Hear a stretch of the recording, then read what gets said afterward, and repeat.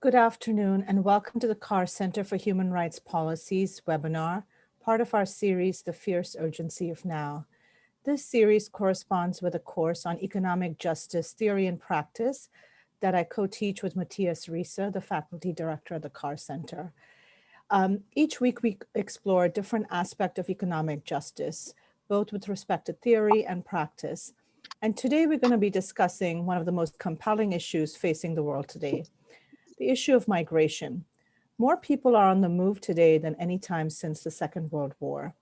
And countries around the world, as well as international organizations, are really grappling to come up with solutions at the same time as we see the rise of hate and fear-mongering and policies developed by certain politicians. Today, we're going to be talking with two amazing community leaders on issues of migration and economic justice. We'll first hear from Sharifah Shakirah, who's the founder and director of the Rohingya Women Development Network and the coordinator of the Free Rohingya Coalition. This aims to empower women by harnessing their abilities and providing them with opportunities to be leaders. Ms. Shakirah was nominated as Malaysia's candidate for the US Department of State's International Women of Courage Award. This is presented to acknowledge women around the world who've shown courage and leadership in advocating for peace, justice, human rights, gender equality, and women's empowerment. We'll next hear from Abid Shamdeen, who is a global development specialist, born and raised in Sinjar, Iraq. For the past 5 years, he's advocated for victims of the Yazidi genocide and has managed projects that have brought aid and assistance to internally displaced Yazidis in Iraq. He's a co-founder of Nadia's initiative. Over to you, Sharifah.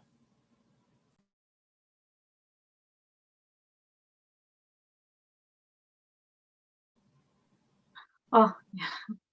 Thank you so much for having me here, and it is really an honor. And it's really nice meeting you, Sushma, and Ahmad. Yes, I am from a Rohingya community. Rohingya is the most persecuted minority in the world, said by UN. And we've been facing persecution, genocide for many decades.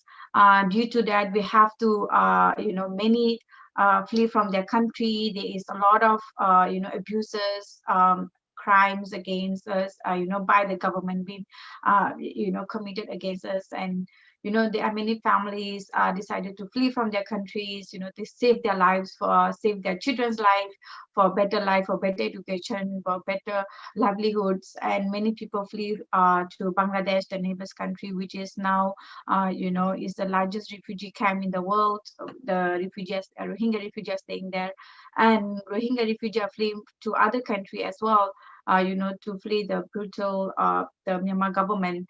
And I was living in Malaysia for 21 years, almost half of my life. And when I was there, there is a lot of other issues that refugees face, especially refugee women, and we have to pay attention on that.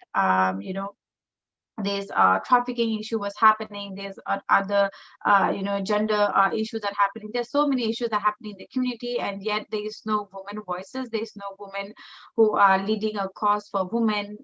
There's no role model from women's side. And I realized it in 2016, end of 2016, and together with few people, I decided that we have to have women organization where we will have our own voices, where we will stand for ourselves, where we will be role model for many others, and find a better opportunity for ourselves and lead the community by ourselves. So that was the goal, to found the Rohingya Women Development Network, which is the one of the first Rohingya women-led organization.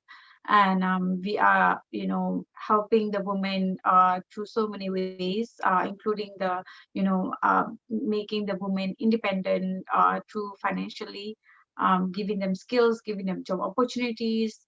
And so there are so many things that happening to us, Rohingya community currently.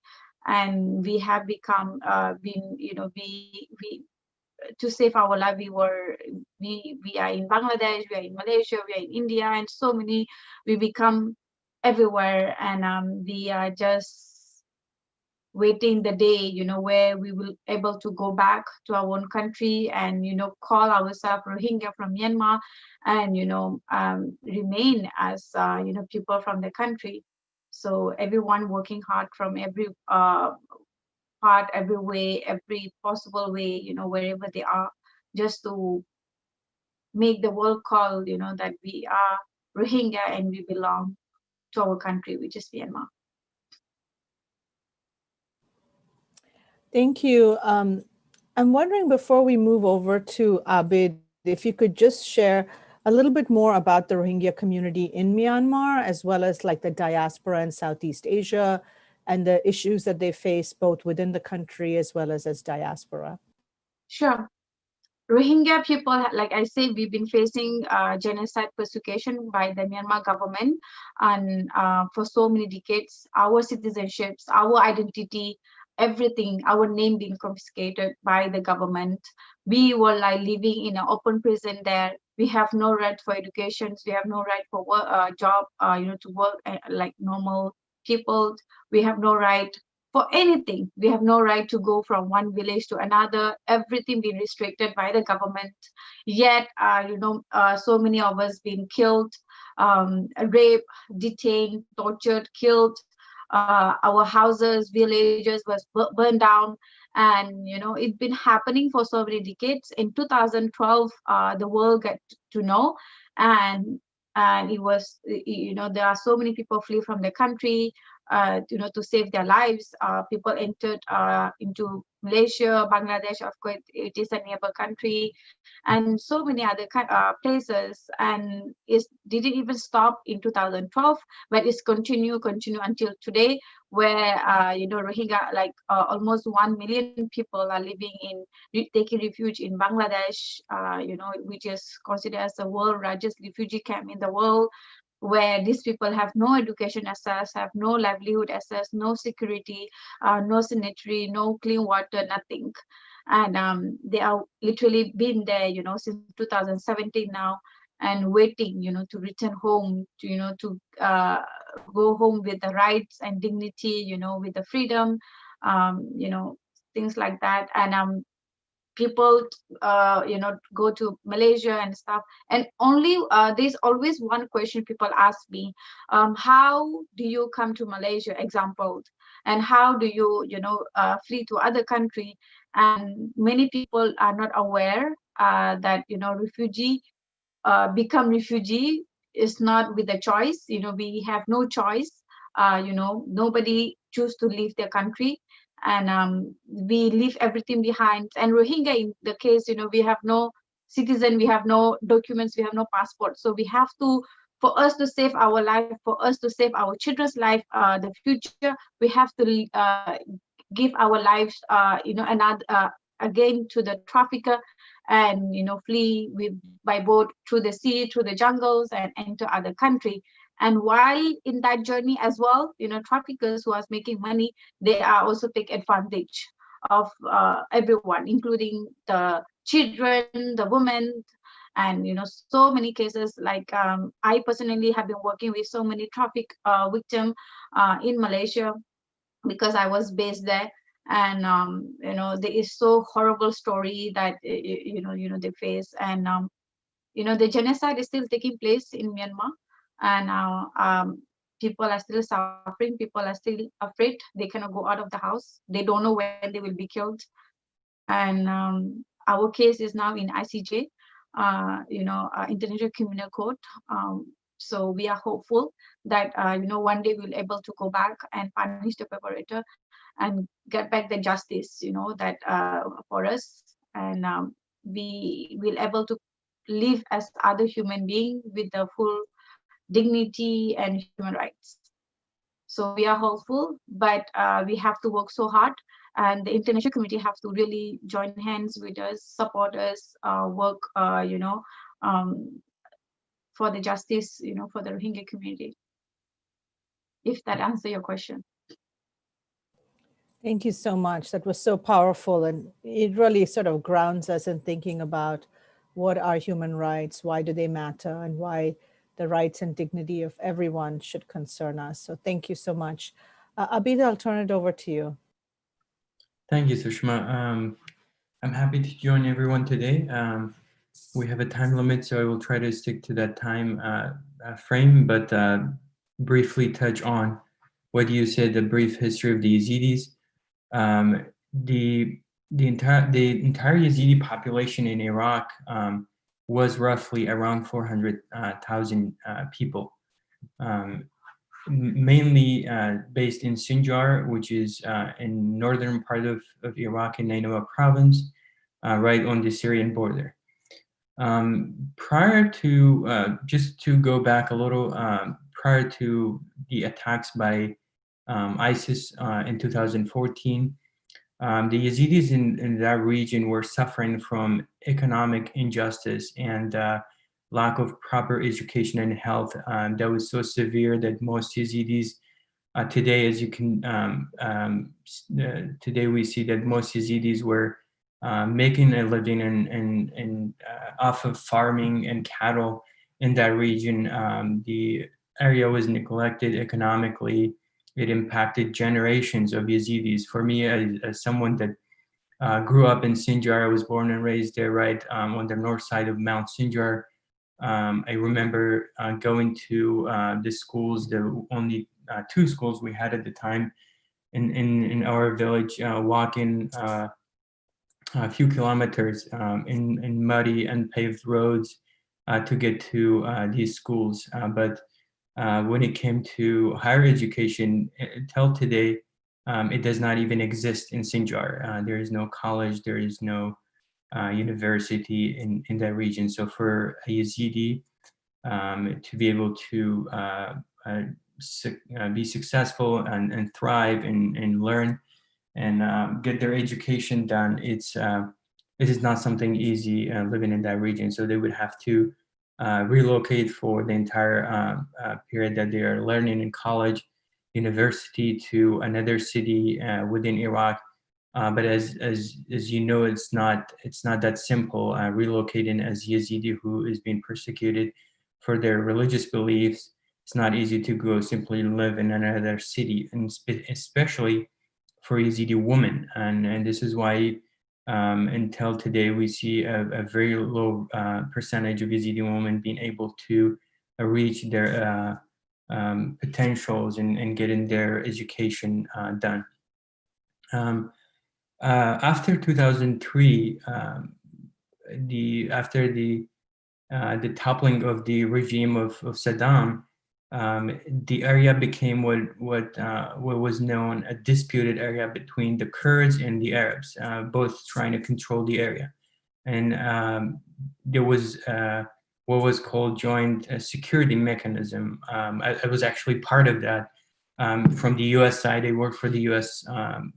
Military for the coalition forces. So I was I saw it happening while they were doing that joint security mechanism. And because it was a joint security mechanism, it was underfunded, the security was underfunded, it was not properly done, and they brought people from the outside to protect Yazidis. And that left a vacuum for ISIS to fill in 2014, and that's how the genocide happened against Yazidis. Well, that's one part of it. And so in 2014, to fast forward to 2014, or before that even, after 2003, we saw a rise in radical terrorist groups like Al-Qaeda, Al-Nusra, it wasn't Al-Nusra, and Jihad and Tawheed and others before ISIS. And one of the actually largest attacks in Iraq happened again in 2007 in the south side of Mount Sinjar, in two Yazidi villages where hundreds were killed and other hundreds were injured during that attack by Al-Qaeda in 2007. But there were other attacks against Yazidis, individual attacks when Yazidis were trying to go to doctor appointments or attend their university in Mosul and other places, because on these Iraqi IDs, your religion on the back of the ID is written, and it said Yazidi. And when they had these IDs checked, most of the time they would take Yazidis and and they were getting killed based on their religion. In 2014, when ISIS came, it is true that it was an international terrorist organization, but this time it was very different as it relates to Yazidis in Sinjar. It was more systematic. It was designed to eradicate the existence of Yazidis from that region. And they, publicly announced that ISIS did, and that was their intention. Unfortunately, hundreds, if not thousands, joined ISIS fighters that came from around Iraq and Syria, from the neighboring Sunni Arab tribes in that region, from Anbar and from Nainawa and Baj and these other places, and joined these ISIS that attacked Sinjar, and that's how their numbers grew, and they were able to capture Sinjar. At the time, the entire Yazidi population fled their home, though not everyone was able to make it to safety to far north of Iraq in the Kurdistan region. Tens of thousands of Yazidis took refuge in Mount Sinjar. They fled to the mountain, those that were able to. Others were captured. About 6,000 Yazidi were captured and killed, mostly men and young men and older men and the disabled and those that were not able to make it to the mountain before ISIS got to their villages. At the same time, around 6,500 Yazidi women, mostly young Yazidi women, were taken into captivity. As we all know, until today, over 2,000 of those women and children are still missing, mostly held in Syria and other places 6 years after this genocide happened. The entire Yazidi population, like I said, was forced to be displaced. They fled their homes. A corridor was opened to help those that were stranded on Mount Sinjar in August of 2014 to get them to safety with the help of airstrikes from the US military. And now, 6 years after today,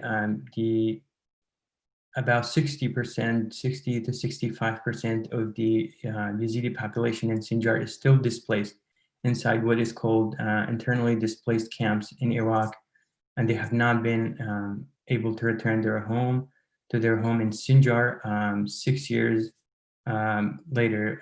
Well, there are many reasons for this. Again, it's the disagreements between both Baghdad and Erbil and the Kurdish and the Iraqi government over who controls the area. The second, the area was systematically destroyed by ISIS, schools burned, clinics, people's homes, and so forth. And so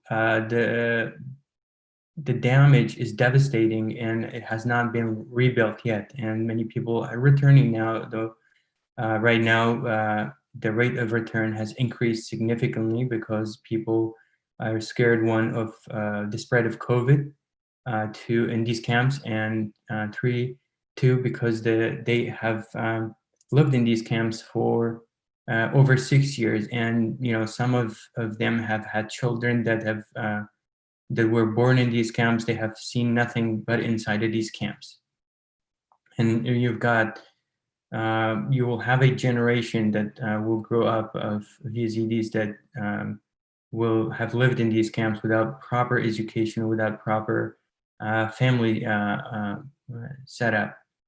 And so right now, as Nadia's initiative and other Yazidi groups, what we are trying to do is advocate globally for the Yazidis to be able to return to their home, to rebuild, and to be protected in the future from such attacks.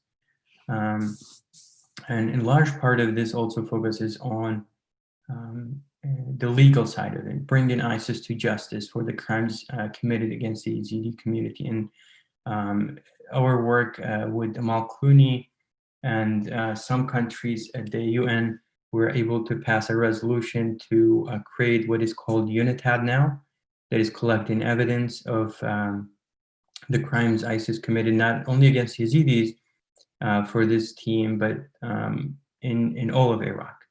And in fact, some mass graves have been exhumed. In Sinjar, over 81 mass graves have been discovered so far. Just this week, one mass grave that contained the remains of over 81 Yazidi women, elderly women, because ISIS did not want to take them. They were older.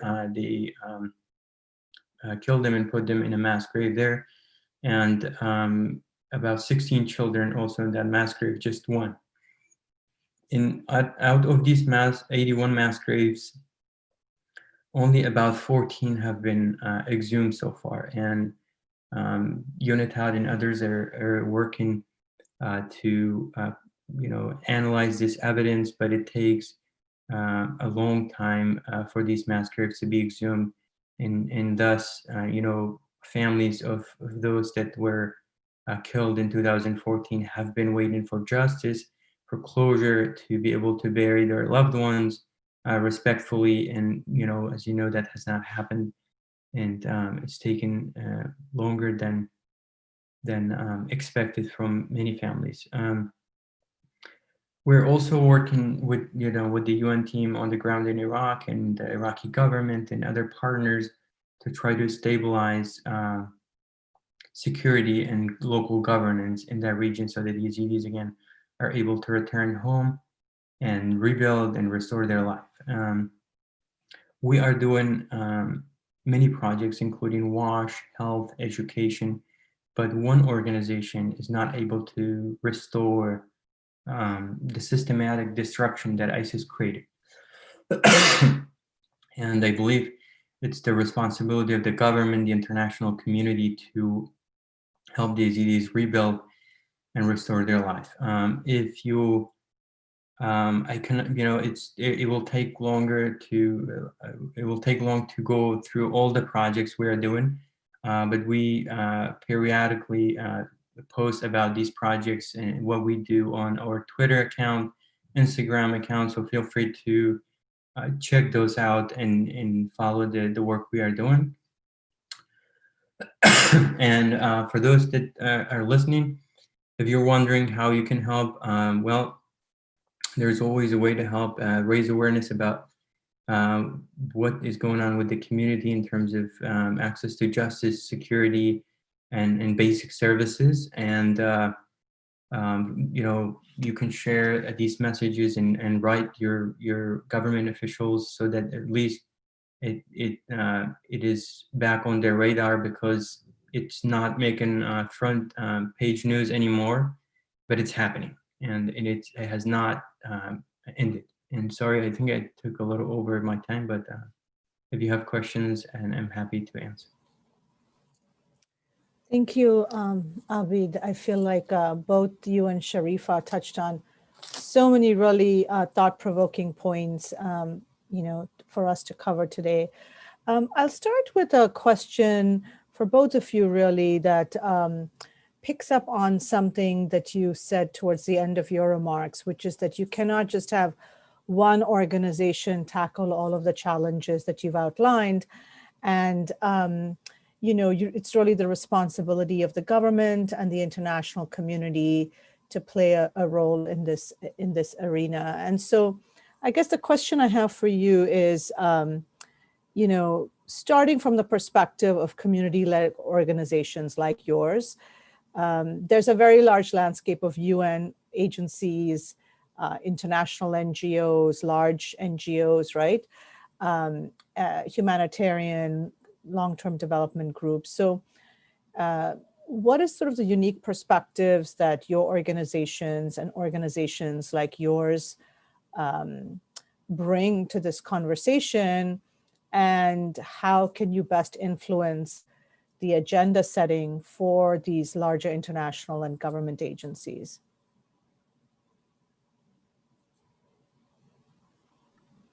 Sharifah, do you want to go first?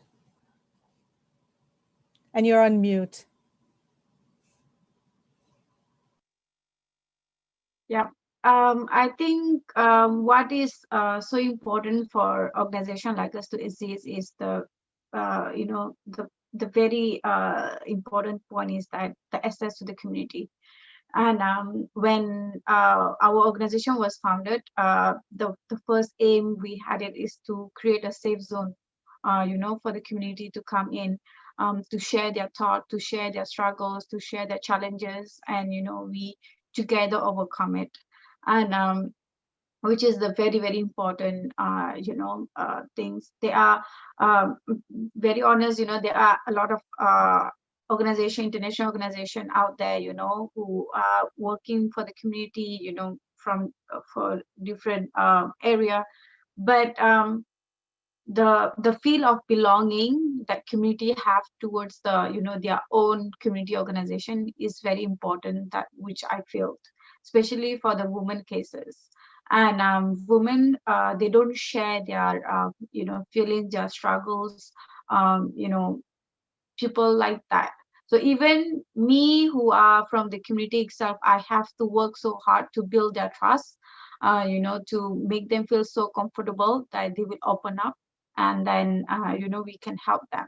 So people like us, who've been facing genocide and who've been facing persecution and been facing so many struggles in life, we kind of hold the struggles, hold the trauma into us, and we don't, it's not easy for us to speak. It's not easy for us to trust.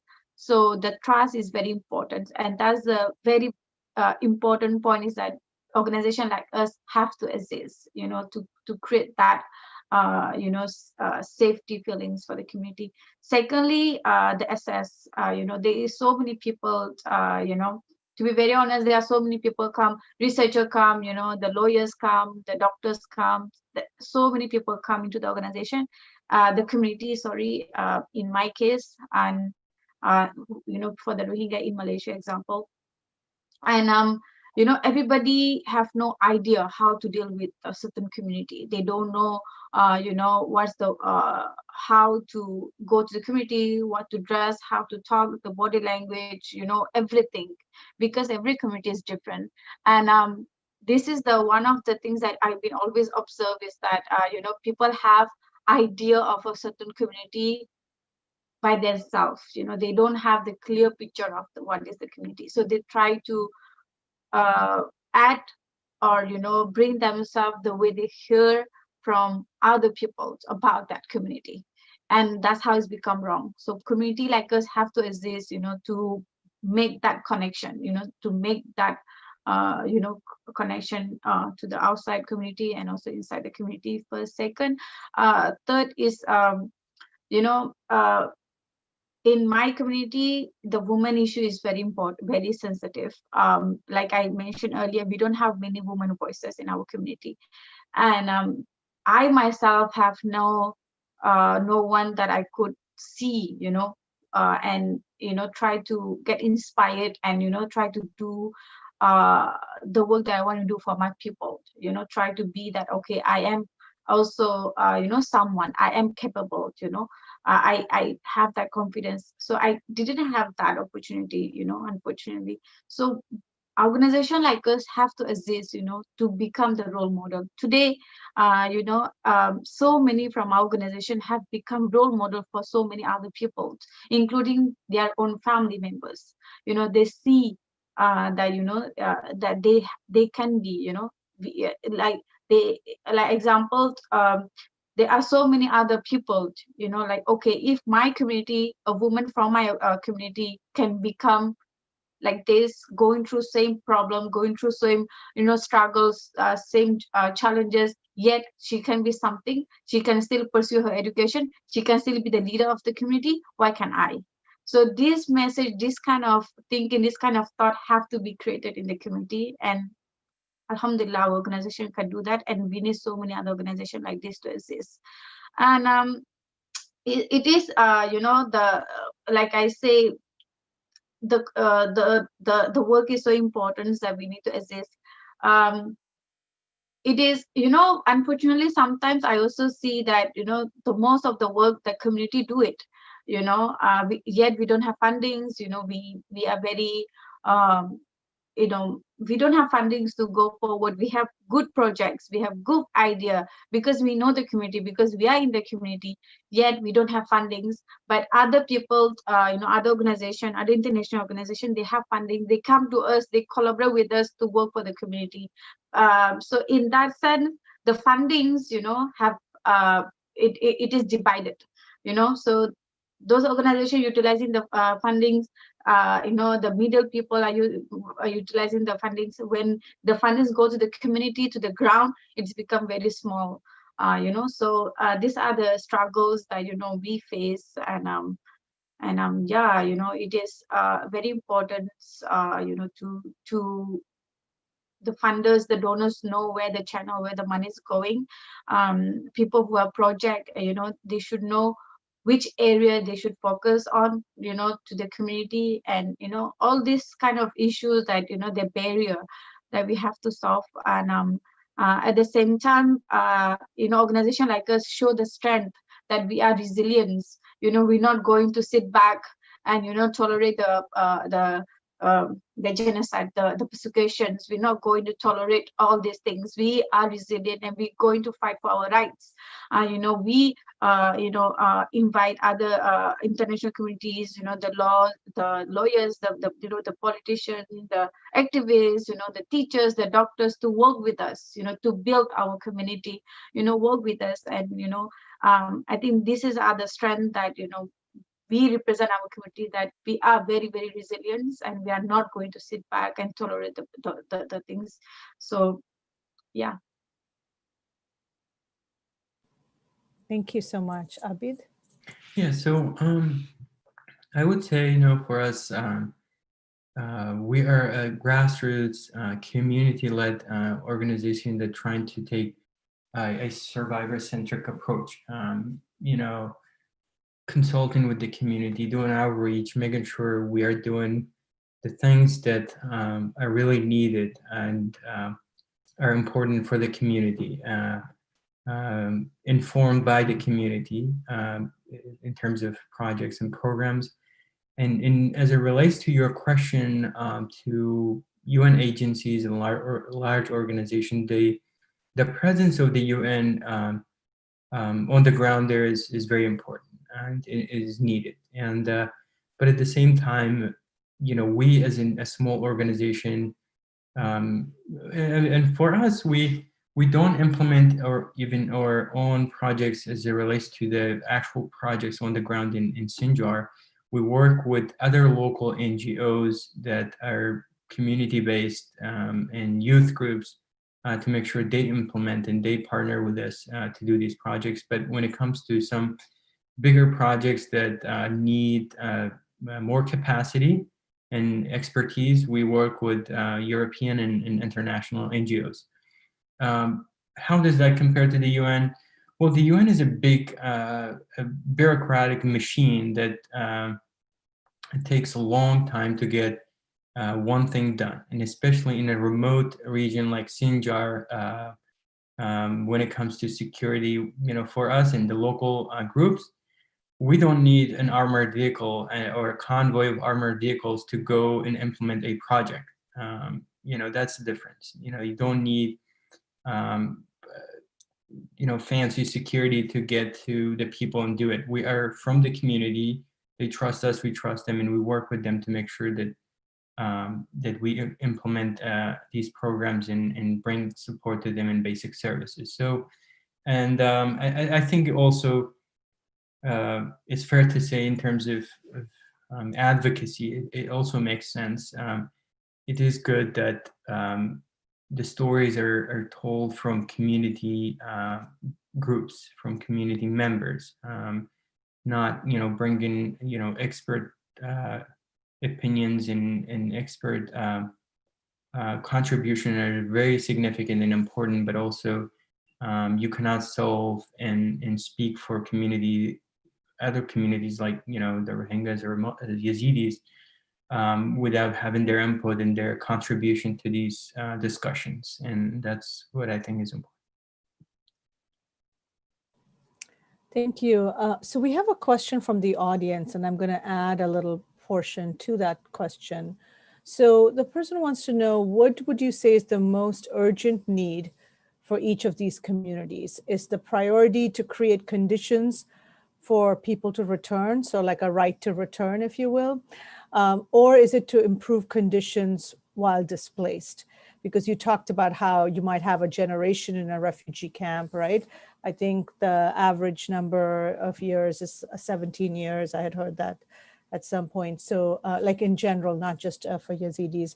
So, is it focusing on, the right to return and creating the enabling environment there, or is it really in the here and now, the conditions, the economic, social, political conditions for thriving?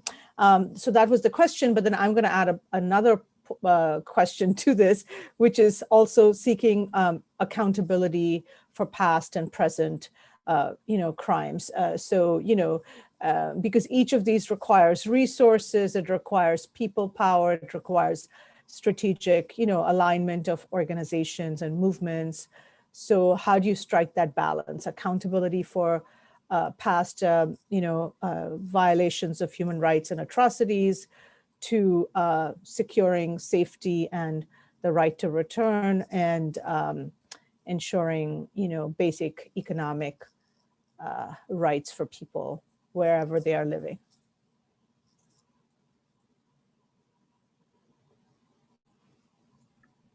Would you like me to go first? Sure. Okay.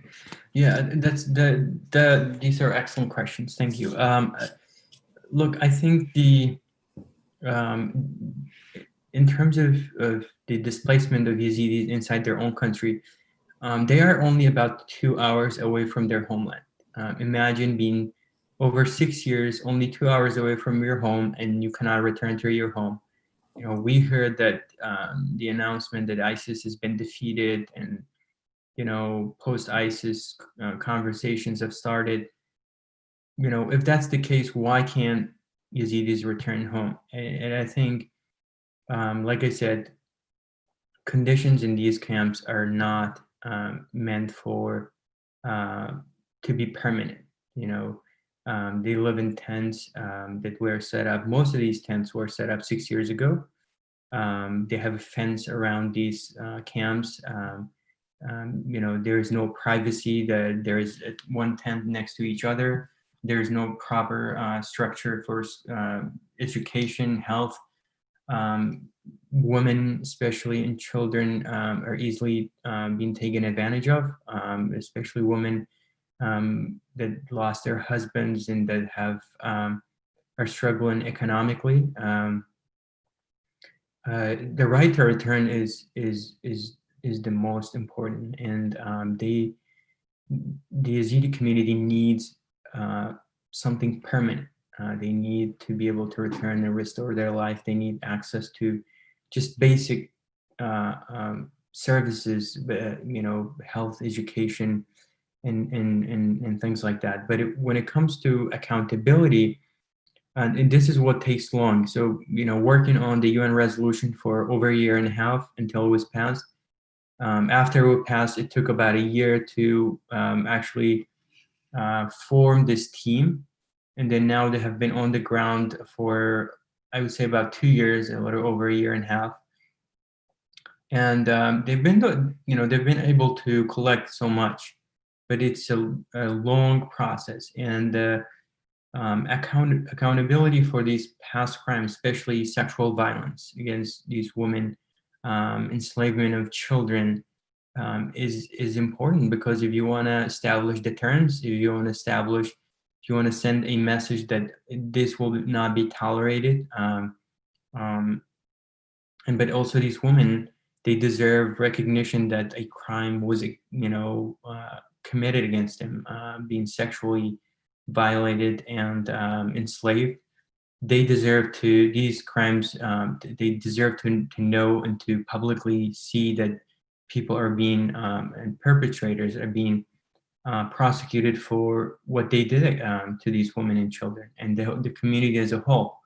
So I think those both are important. Providing assistance in these temporary camps is not a solution. It's not a solution at all.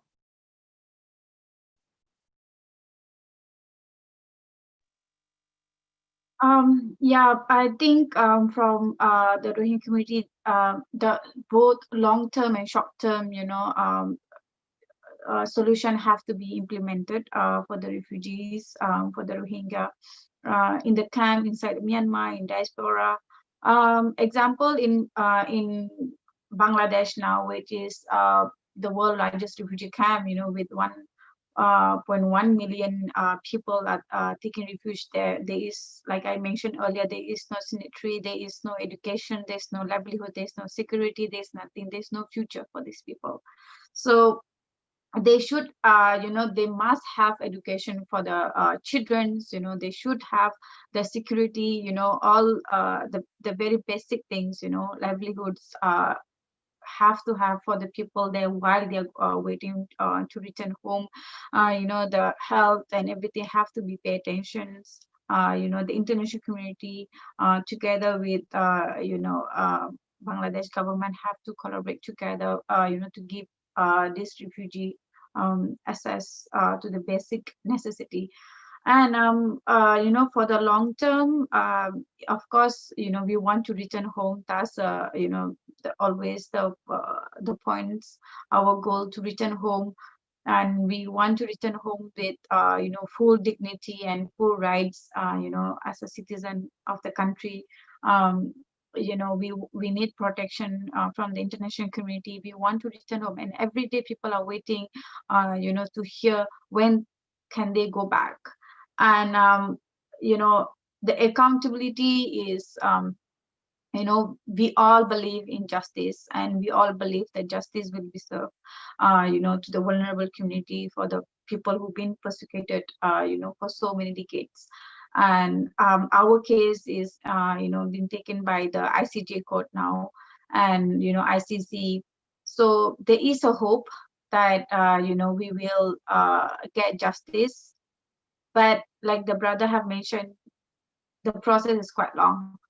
And for it, we all have to work, together, to push this and to punish, the perpetrator, and for this work. And when I say everyone, I'm talking about literally everyone. The lawyers, the doctor, the activists, the teachers, the students, the youth, the women, everybody. And everybody, have to work, stand together for this. And another very important part of it is that, there are so many decisions have been made towards Rohingya community. And most of the time, maybe all the time, Rohingya themselves are not included in that decision-making process. And I think that's not fair. So, in every decision, in every process, the people have to take, be in that, meeting in the table, and, be the voice. This is what we want. This is how we want to return home. This is how, we want our justice, and this is how we want to assess, example for education. So the people have to be, in the decision making as well, and that's a justice. The first justice. That's how fair it is. Unfortunately, it's not that the case, and I think we really have to push for that. And yeah, so the like I will say, which one is most important? I will say both. Which is, there is no short-term and long-term. Both solution is important for the people. While people are waiting, they should, they have the basic necessity, the most important educations, and yeah, and we want to return home. We living like other human being, live with the dignity and full basic human right. Thank you. I have a question from a member of the audience for you, Sharifah, which is if you can comment on Aung San Suu Kyi, who for many years was seen as sort of, a beacon of hope and democracy in the international community, but then has really fallen from grace given the way in which she has responded to the atrocities towards the Rohingya? We all know that she's disappointing, and we all know that she is disappointing, and it's very sad to see that a leader where fight for the democracy have become a role model for many people before this, and she is supporting the genocide. She is in a crime of clearing people, in killing, murdering, raping women. It is such a disappointment, I will say it. Nobody expect that from her. I personally, everyone, got shocked that, she's such a disappointment, and I just want to say that she is disappointing. And it is very sad, to see, a woman herself, willing to see other women be raped, killed, tortured, murdered. It is sad, and she's there happily defending that crime. It is just a disappointment, and yeah. So in Latin America, there's a phrase, nunca más, which means never again. And it's really become, it was originally used for a report put out by a commission in Argentina, a National Commission on the Disappearance of Persons in the 1980s. And since then, it's been used as a phrase to talk about the need to ensure that such human rights atrocities, disappearances, atrocities never occur again. So I'm wondering, in that spirit, drawing on a question from the audience, does there need to be some sort of international coordinated mechanism where there's action that occurs to prevent genocide and atrocities from taking place? What are your thoughts on not just responding in the aftermath by helping people return or helping get accountability? How do we, advocate for prevention?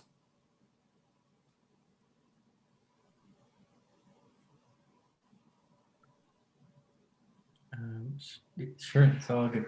I think yes. So there were very clear signs, early signs that ISIS had genocidal intentions against the Yazidi community, and different groups, and we were warning against that. And unfortunately, no one took action to stop this attack on the Yazidi community in Sinjar specifically. And it could have been, avoided. It was possible to do something to try and stop this genocide, or at least warn the community and open a safe path for them to be able to make it to safety before the attack had happened. And that didn't happen, and the result was the destruction of the Yazidi region, enslavement of women and children, thousands of them, and just killing thousands of Yazidi men. I'm sorry. And today we have the destruction of our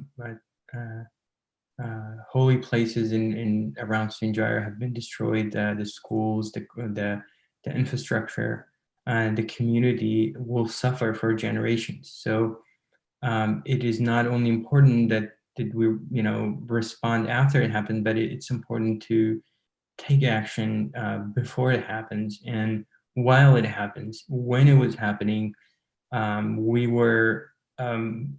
was with a group of Yazidis from Canada, the US, right outside the White House, holding a rally, asking the US government and others to, and just same Yazidi diaspora in Europe and other places, and took to the streets and asked for support for the community on August 3rd. But the only country that got involved, it was the US. The US sent some planes and did some limited airstrikes, but that was able to save tens of thousands of Yazidis from the mountain to safety, where they live now in these camps. And some villages, especially on the south side of Mount Sinjar, one of those villages, Kojo, where Nadia is from, was under siege for 2 weeks. After all of this happened, 2 weeks. 2 weeks, and we called and they called and asked everyone for help, and no one came to their aid. And the result was 1,700 people lived in that village. Most of the men were killed. The women and children, all of them were taken into captivity. 1,700 people from one village. And 2 weeks after the attack had happened, they had their phones and we were in discussions with them, but no one came to their aid. And so now we speak about the exhumations inside this Kojo village and the women that are still missing and the devastation. But there was something to be done at the time, but nobody did it. And not locally in terms of Iraq and the Kurds to go into their aid, but the international community as well. I totally agree, that when we say never again, we should really mean it never again. And, there are so many violence, so many crimes that have been committed by the government to the people. And I think if today we don't stop it, obviously there will be another genocide will be committed in other country. And, there will be other community will be, targeted, and there will be other people from other country will become refugee and seeking refuge to another country. And this cycle will continue forever. And we really have to mean it when we say never again. And I believe that if we all become one voice and say that we don't want crimes and we want peace, and there is a solutions, and there is a solution for every crimes and every problems. It's just that we have to take it very seriously, and we have to stop it, and that we don't accept these things. It is important. And like brother have mentioned, before this we can prevent it. While happening, we can stop it, and to happen it, we can still stand for it, which is very important. And everyone from every level have to take participate in this protest, that it's been never again, and we don't want to see these things happening. Like example, in our case, that Gambia, very, very tiny small country, have taken initiative to punish the brutal Myanmar government, for the genocide that they committing for against Rohingya. They take the case to the ICJ.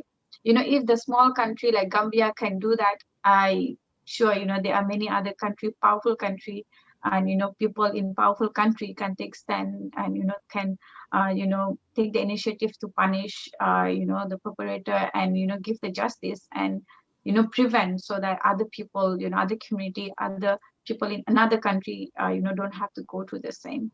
And believe me, never again mean never again, and we really hope we make sure we say it with a firm and that belief that it's never again. So there's often a misconception that the West bears the burden of migration and refugee resettlement, when in fact it's neighboring countries that are hosting refugees. And there's also other myths about refugees in terms of people being, quote unquote, illegal, when in fact, no human being is illegal. And the Refugee Convention actually provides clear criteria for who qualifies and calls on governments, countries around the world to help support asylum seekers. So I'm wondering, for those of the people who are tuning in today, how can we learn more generally about migration and more specifically about your communities? Are there particular resources or recommendations that you have of organizations to learn more about, or groups on the ground to support?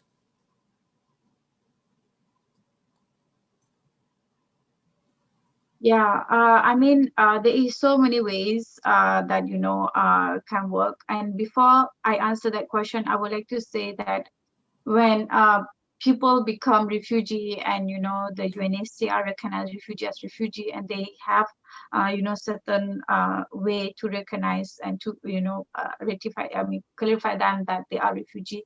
And most country, in Asia, in South Asia, they don't recognize that refugee 1951 conventions by UN, and they don't recognize that, refugee, they don't, like in United States, there is people can take refuge, and, I personally resettled here as refugee.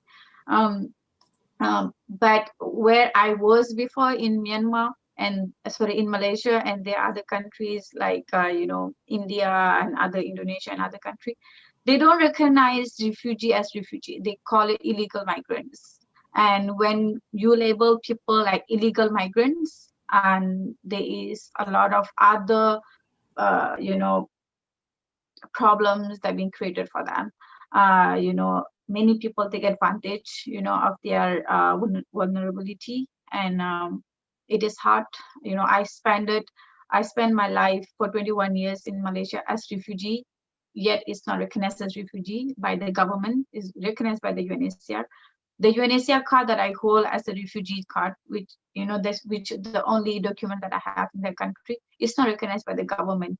And because it's not recognized by the government, I cannot go to school, I cannot go to work, I cannot access to healthcare, like basically nothing. There is an understanding by the government and UNHCR, which is not black and white. And, with that understanding, they allow refugees to stay in their country, but there's not black and white saying that I recognize these people. And it's become really, really, really, really hard. And resettlement is very, very small especially for the Rohingya community, very, very little. And it is sad, in that case, people have been waiting for so many years. I personally have waited 3 years, after I go through the process for 2 years, 3 years like that, to get resettled. So the process is quite long. And there are people, I got the chance to get resettled after, let's say, 5 years, and I've been there for 21 years. You know what I mean? So the process of resettlement is quite very, very small. And I think the resettlement opportunity should be more for the refugees, who want to get resettled. And, you want to get connect with the people, like there is organization already exists like us, the community organization in the ground, about what happening to the community. You can reach out to us. There are so many students, from different places come to us, and they want to do project with us. They want to get to know the community. We arrange that. We are a good resource, if people want to learn more about the community. And there are also other international community organizations that exist, like, like we have FRC, there are so many other organizations as well, that you can go and.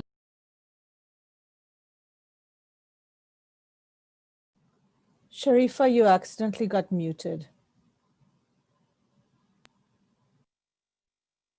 Sorry, were my hearing? Because just now. Just the last phrase, that's it. But, yeah, so I say that there are so many reports, so there are so many studies, about the refugees, about us, about Rohingya, and you can find it online. You can approach to the, international organization, community organization like us. Yeah, if you need more, information about us. Thank you. Abid, any closing thoughts on ways to learn more? Yeah, so with the Yazidi community, before I go there, just, going back to your previous question, I just, thinking about it is that with the Yazidi community, the attack, like I mentioned in the beginning, in 2014 didn't just happen. It wasn't just because ISIS appeared. It was a result of a building up of anti-Semitism because, you know, Yazidis were a religious minority. People called them people, you know, not people of the book, and so forth, not eating their food. And in that, the rhetoric in the anti-Yazidi language built up, and it led to attacks and attacks. And then that's why, like I said, the hundreds of and thousands of people around that area joined ISIS and helped capture Sinjar. So, you know, taking early action, there are many steps. It does not include only military intervention, and there are always early signs of these situations, as with the Rohingyas. But you know, since Yazidis have been displaced, they live inside their own country. So what Sharifah was mentioning, the Yazidis cannot register with UNHCR as refugees. They don't qualify. So they don't even, and even though they have been in these camps for over 6 years, no single Yazidi from those camps have been able to relocate to other countries through that system. However, through the advocacy we have been doing, we've been able to relocate survivors of sexual violence and their families to Canada, Australia, Germany, and France. The US didn't bring any, but those 4 countries were welcomed thousands of survivors to give them a better place and provide them with psychosocial support and healthcare and other support.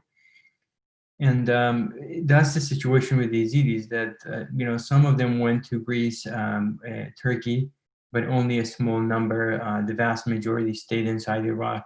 And this, you know, goes back to the question of the right to return.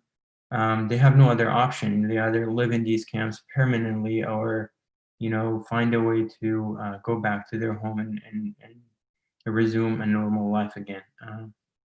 And so that's my take on that question. So thank you both for joining us today and for your incredible work. And thank you to our audience for joining us as well.